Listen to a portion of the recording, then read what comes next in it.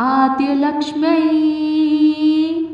महामायायै नमः।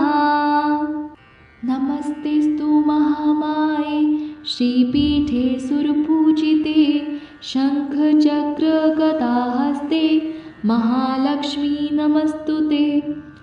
आद्यन्तरहिते देवी आद्यशक्ति महेश्वरी योगजे योगसम्भूते महालक्ष्मी नमस्तुते। स्थूलसूक्ष्ममहारौद्रे महाशक्ति महोदरे महापापहरे देवी महालक्ष्मी नमस्तुते।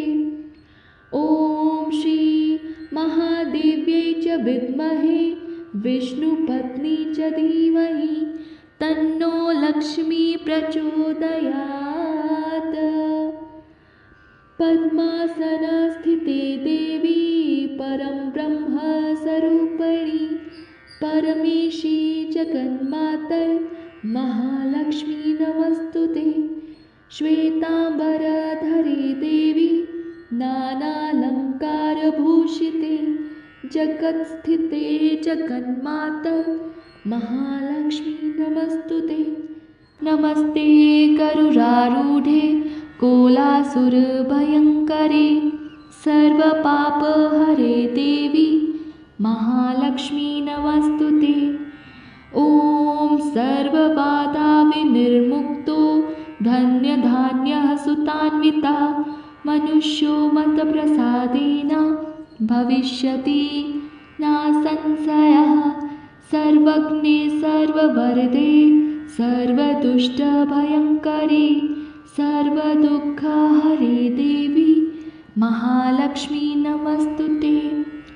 सिद्धिबुद्धिप्रदे देवी भुक्तिमुक्तिप्रदायिनी मन्त्रमूर्ते सदा देवी महालक्ष्मी नमस्तुते। आद्यन्तरहिते देवी आद्यशक्ति महेश्वरी योगजे योगसम्भूते महालक्ष्मी नमस्तुते। स्थूलसूक्ष्ममहारौद्रे महाशक्ति महोदरे महापापहरे देवी महालक्ष्मी नमस्तुते। ॐ श्री महादेव्यै च विद्महे विष्णुपत्नी च धीमहि तन्नो लक्ष्मी प्रचोदयात्। पद्मासनस्थिते देवी परं ब्रह्म स्वरूपिणी परमेशी जगन्मातर् महालक्ष्मी नमस्तुते।